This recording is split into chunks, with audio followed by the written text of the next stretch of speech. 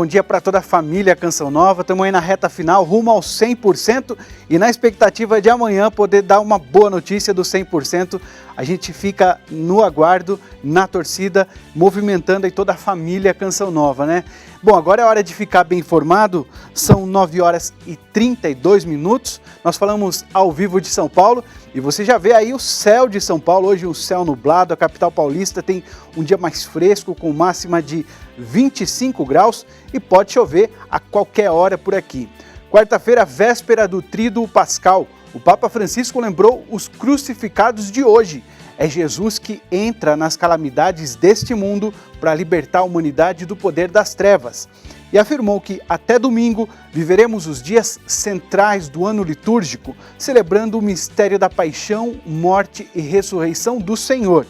E na Terra Santa, a nossa equipe mostra os lugares que marcam os trechos do Evangelho da semana mais importante da nossa fé.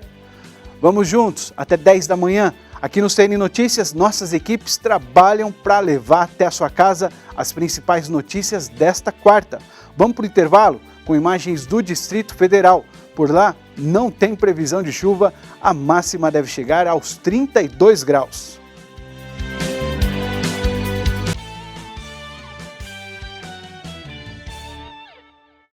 Cristãos do mundo inteiro vivem nesta semana as celebrações que marcam o centro da nossa fé. Paixão, morte e ressurreição de Jesus. No Vaticano, o Papa Francisco convidou todos a viverem com profundidade esse mistério de amor. Vamos a Roma saber mais detalhes da catequese de hoje com o Túlio Fonseca. Bom dia, Rodrigo. Bom dia a todos. Hoje, em sua catequese, o Papa Francisco abordou como tema o Tríduo Pascal, que viveremos nos próximos dias junto com toda a Igreja, e em suas reflexões destacou elementos importantes sobre o mistério da paixão, morte e ressurreição de Jesus. O pontífice começou dizendo que na Quinta-feira Santa, na celebração da Ceia do Senhor, não fazemos somente memória da última ceia, mas vivemos novamente tudo com Jesus, pois é o seu corpo e o seu sangue que nos dão continuamente a salvação. E ressaltou que ao vermos Cristo lavar os pés dos discípulos, aprendemos com o Senhor sobre o amor e o serviço, e somos convidados a fazer o mesmo em nosso dia a dia. Ao meditar sobre a Sexta-feira Santa, Francisco enfatizou que este é um dia de penitência, de jejum e oração, pois é o dia que nos reunimos junto com Jesus no Calvário, adoramos a cruz e contemplamos o Cordeiro inocente. E ali recordamos de todos aqueles que sofrem cotidianamente e inocentemente, como as vítimas das guerras, das ditaduras, da violência e do aborto. E ressaltou, não esqueçamos dos crucificados de hoje, eles também são a imagem de Jesus em nosso tempo. O Papa continuou a reflexão dizendo que no Sábado Santo vivemos o dia do silêncio, pois estaremos como os discípulos, ou seja, na expectativa da ressurreição. Disse também que o sábado é o dia de Maria, que mesmo em seu pranto manteve seu coração cheio de esperança e amor. E ainda hoje, mesmo quando tudo parece ser o fim, ela nos ensina que devemos acreditar sempre nas promessas de Deus. Francisco falou também que as trevas do Sábado Santo e o silêncio se romperão quando cantaremos juntos, cheios de júbilo, o canto de glória e o aleluia, e esta alegria nos acompanhará por mais 50 dias até a vinda do Espírito Santo. Destacou ainda que neste contexto de pandemia, dificuldade, pobreza, calamidade, devemos ter a certeza que a cruz de Cristo é um farol que nos ilumina e nos indica o caminho e nos enche de uma esperança que não ilude. Por fim, em seu apelo final, o Santo Padre convidou todos a viverem com profundidade a Semana Santa e a mergulharem neste mistério de amor, para que também sejam neste mundo ícones vivos da bondade misericordiosa de Deus e testemunhas da esperança. Vale lembrar que todo o Tríduo Pascal, celebrado aqui no Vaticano, será transmitido pelo sistema Canção Nova de comunicação. De Roma, Túlio Fonseca, para o Canção Nova Notícias, edição da manhã. Obrigado, Túlio, pelas informações. E agora nós vamos ao vivo à Terra Santa conversar com a Danúbia Gleiser. Em Jerusalém estão os locais onde Jesus viveu seus últimos momentos com seus discípulos antes de ser crucificado. Danúbia, boa tarde para você. Olá, Rodrigo, bom dia a todos. Eu estou na Igreja São Salvador do Convento Franciscano, localizada na Cidade Velha de Jerusalém, perto da Basílica do Santo Sepulcro. E o evangelho de hoje narra a Santa Ceia. E este fato bíblico ocorreu aqui em Jerusalém. Com o Frei Jean, ele é da Ordem dos Frades Menores. Existe ainda hoje aqui em Jerusalém este local onde ocorreu a Santa Ceia? Sim, não muito longe daqui existe o lugar que a tradição atribui como sendo o cenáculo, que foi o palco da Santa Ceia, da aparição de Jesus aos discípulos e também do Pentecostes. Frei, o evangelho de hoje fala que Jesus parou a ceia com os seus discípulos. Qual a diferença da Páscoa judaica com a Páscoa cristã? A Páscoa dos hebreus, a Páscoa judaica, ela celebra a libertação dos hebreus, dos judeus, da escravidão do Egito, enquanto a Páscoa cristã celebra a libertação para a liberdade de filhos de Deus. Bom, nós perdemos a conexão com a Danúbia Gleiser. Se a gente conseguir novamente falar com ela, a gente chama para que ela continue dando essas informações tão ricas nela da Terra Santa. E a seguir, as celebrações do cenário político e o combate à pandemia. Você vê agora imagens de Belo Horizonte. Chove mais tarde e os termômetros ficam entre 18 e 30 graus.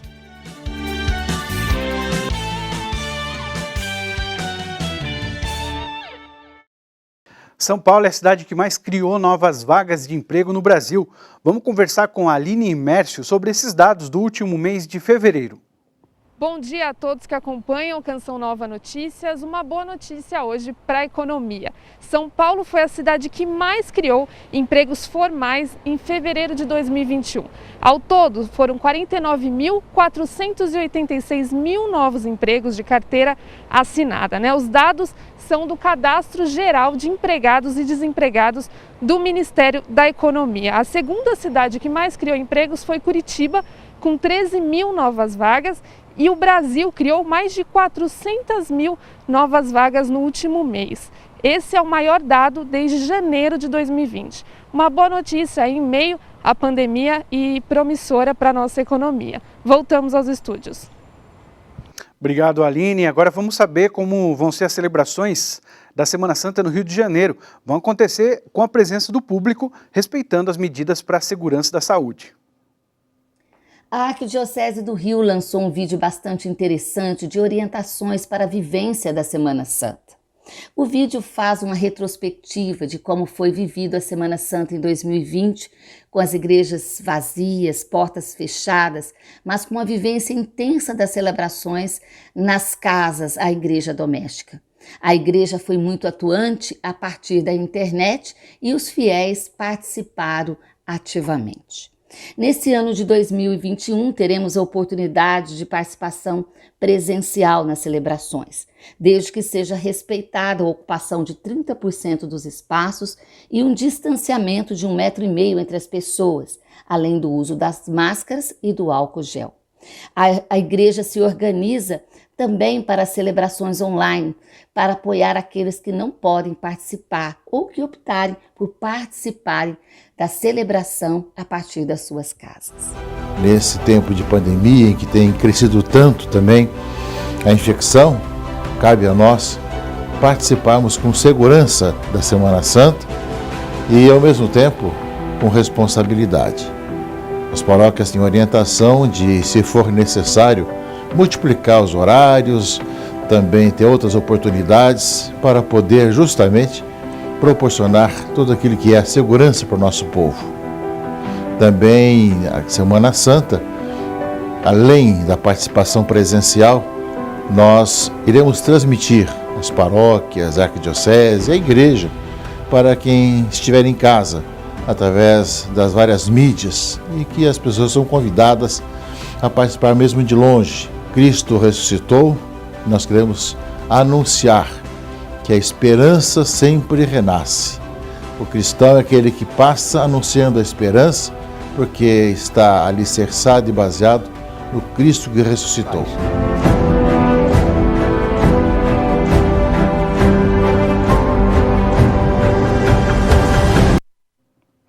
E vamos saber agora como fica o tempo. Até a sexta-feira, um ciclone extratropical que atua na costa do sul e do sudeste deve causar ventos fortes, chuvas e até granizo nestas regiões. Hoje o mar fica bem agitado, com ondas chegando a 4 metros na região sul. No sul, tempo instável no leste da região, com vários períodos de chuva e mar agitado no litoral do Rio Grande do Sul e litoral sul de Santa Catarina. Chove em vários momentos no leste de São Paulo, no Rio de Janeiro e Espírito Santo. Tempo firme no oeste paulista, norte e oeste de Minas Gerais. Chove entre a tarde e a noite no sul de Goiás e centro-norte de Mato Grosso. Sol e calor no restante do centro-oeste. Chove em vários momentos em grande parte do Amazonas, no Acre e oeste de Rondônia. No restante da região, chuvas isoladas entre a tarde e a noite. No Nordeste, chove no litoral do Ceará, Piauí e Maranhão. No litoral do Rio Grande do Norte, Paraíba e Pernambuco, tem chuva rápida. Tempo firme na faixa central da Bahia e nas demais áreas, pancadas isoladas. Bom, vamos a Brasília conversar com o Ronaldo da Silva. Ronaldo, quais as principais notícias dessa manhã aí na capital federal? Atualiza pra gente como está a questão das trocas de ministros e a demissão dos comandantes das Forças Armadas. Claro, né, Ronaldo, conta pra gente também das ações de combate ao coronavírus e atualiza tudo isso pra gente. É informação pra caramba, hein? Olá, Rodrigo, bom dia. É bom estar com você e com tanta gente no Brasil inteiro. Vamos lá, realmente bastante notícias, Rodrigo. Olha, ontem, depois que os 3 comandantes das Forças Armadas, Exército, Marinha e Aeronáutica entregaram seus cargos, hoje é o dia em que o ministro Braga Neto, que é o novo ministro da Defesa, irá se encontrar com os prováveis nomes que serão escolhidos para esses 3 comandos, Exército, Marinha e Aeronáutica, Rodrigo. Um detalhe é que as 3 forças podem apresentar uma lista de escolha ao presidente, inclusive em ordem de antiguidade desses nomes. Foi o que já fez, por exemplo, o Exército Brasileiro. Os nomes da lista do Exército seguem um critério de antiguidade desses generais e já estão na mesa de Braga Neto. Ele vai se encontrar com esses nomes. Possivelmente, as outras forças também farão a mesma coisa e é uma prerrogativa do presidente da República escolher esses nomes junto com o ministro da Defesa. Ele pode escolher tanto os nomes da lista indicada ou não. Agora, não ficaria bem o presidente não escolher nomes indicados ali naquela lista. Isso para o bom ambiente diplomático com as Forças Armadas. Rodrigo, mais notícias importantes. Olha, o Ministério da Saúde tomou a decisão também de antecipar a vacina contra a Covid-19 para pessoas com HIV/AIDS a partir dos 18 anos, dos 18 até os 60 anos. Isto porque as pessoas com HIV/AIDS, a partir dos 60 anos, já estavam na lista de prioridade, mas agora seguindo também o critério de comorbidade, como é o HIV/AIDS, então isso será possível agora também para pessoas que tenham esta síndrome dos 18 até os 59 anos. Isso para favorecer a proteção dessas pessoas, diminuir o número de infecção e óbitos nesta categoria de pessoas com essa comorbidade.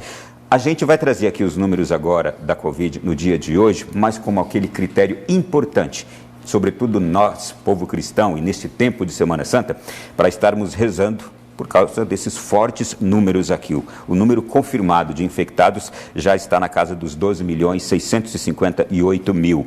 O número de mortes, 317.646. O número de recuperados, e é bom também a gente louvar a Deus por isso, está em 11.074.000.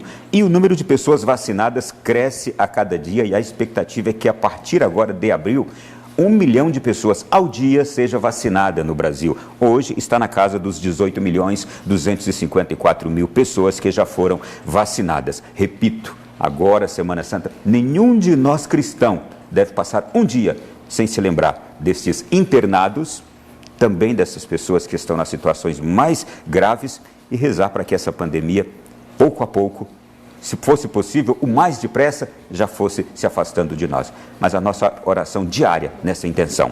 Rodrigo, uma outra notícia importante tomada na noite de ontem. Olha, o Banco Central liberou oficialmente transferências bancárias pelo WhatsApp. E essa decisão foi anunciada ontem à noite Deve ter muita gente perguntando, mas como é que vai funcionar? É o seguinte, a empresa Facebook Pagamentos do Brasil, dona do WhatsApp, ela foi aprovada como iniciador de transações.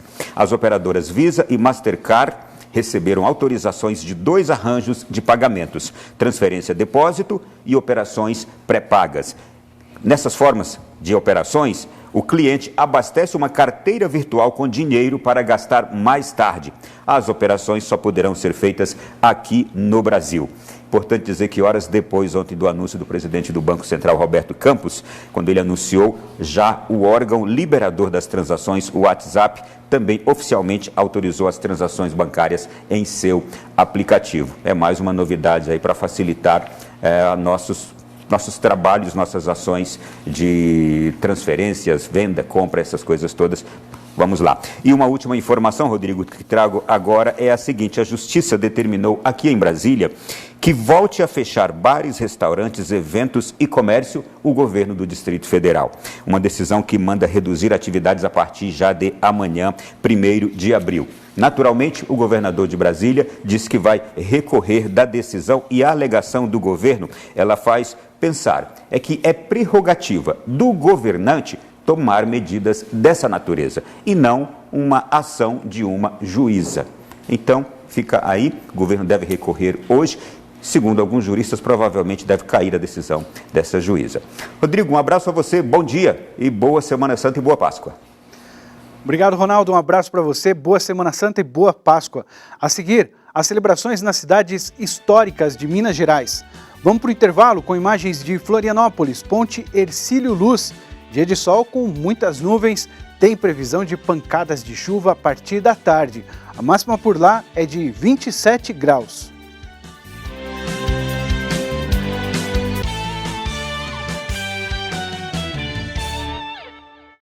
CNI Notícias está de volta, faltando agora 5 minutos para 10 da manhã. Vamos de notícia internacional. Portugal tem registrado queda no número de casos de Covid-19. Vamos conversar então com a Graciele Reis. Após um período de restrições mais duras, os portugueses agora estão conseguindo dar uma afrouxada nas medidas para conter a disseminação do coronavírus. Boa tarde aí para você, Graciele. Boa tarde aqui, bom dia para vocês aí no Brasil. Isso mesmo, Rodrigo. Portugal tem visto agora os frutos, os bons resultados do que foi o confinamento do final de janeiro até o dia 15 de março. Por exemplo, ontem o país registrou 2 mortes por Covid-19, o número mais baixo desde setembro do ano passado.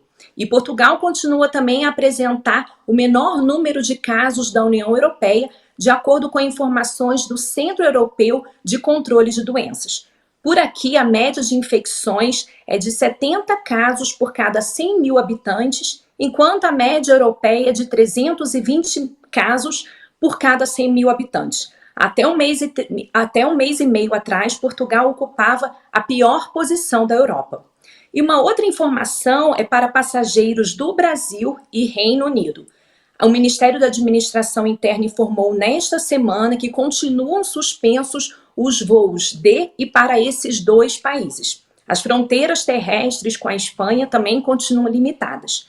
O número de vacinações por aqui é que promete ainda melhorar, mas terá início uma força-tarefa para a segunda fase da vacinação, com o objetivo de vacinar mais de 100 mil pessoas em abril, mais de 100 mil pessoas por dia no mês de abril, podendo atingir o número de 150 mil pessoas, caso Portugal receba mais lotes da vacina. Até o momento, cerca de 11,5% da população recebeu a primeira dose e 4,60% a segunda dose. Então, também esperamos que em breve o Brasil receba essas boas notícias. Um bom dia aí para todos e uma ótima Semana Santa. Obrigado, Graciele. Uma ótima Semana Santa. Olha, já a França anunciou novas restrições para conter o avanço da Covid. Nas notícias internacionais, os conflitos em Mianmar estão entre os destaques desta quarta-feira. O El País destaca: Espanha não cumpre meta de vacinar 80% das pessoas com mais de 80 anos em março. A maioria das comunidades administrou a primeira dose, entre 60% e 70% dos idosos, enquanto a campanha completa não chegou a 1/3. O Le Monde afirma: Emmanuel Macron fará um discurso sobre a situação da saúde às 20 horas de hoje. O presidente da República deverá anunciar novas medidas restritivas.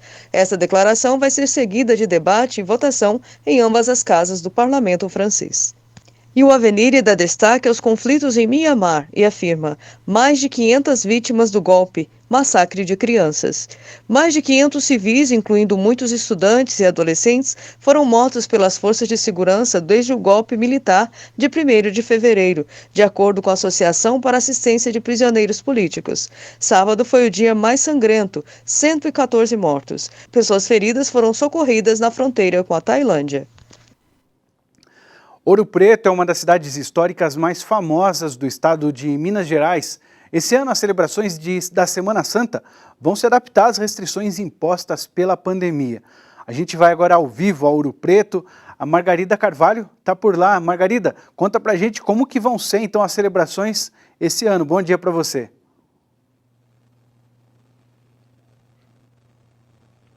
Isso mesmo, Rodrigo, bom dia a todos. Aqui em Ouro Preto, o clima é de celebrações de Semana Santa. A gente andando pela cidade já pode ver as janelas dos prédios com toalhas roxas, esperando já por essas celebrações. Claro, esse ano excepcionalmente sem a presença dos turistas e sem também a presença do público. Mas eu converso agora sobre esse assunto com o padre Edmar. Já quero perguntar, padre, antes, como é que era a Semana Santa aqui em Ouro Preto antes da pandemia? Bom dia, sua bênção.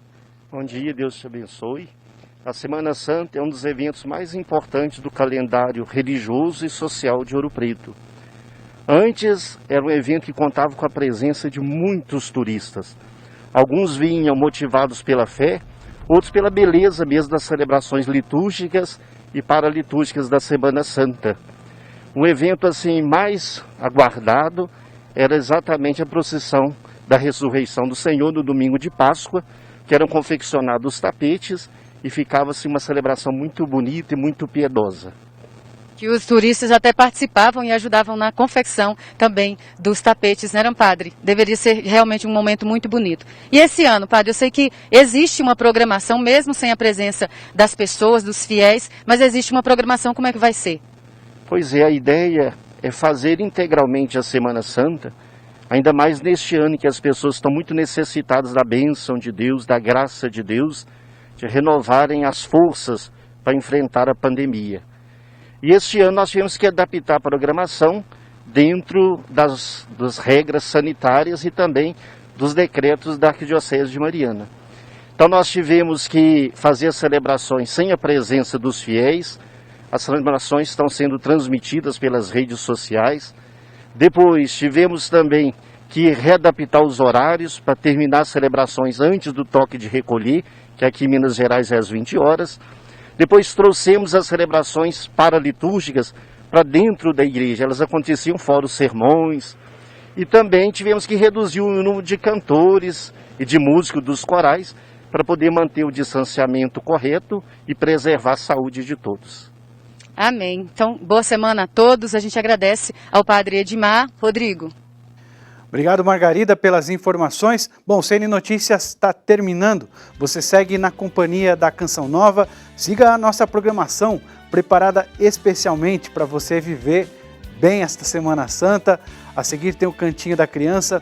Amanhã, CN Notícias, às 9h30 da manhã. Uma ótima Semana Santa. Fique com Deus. Feliz Páscoa.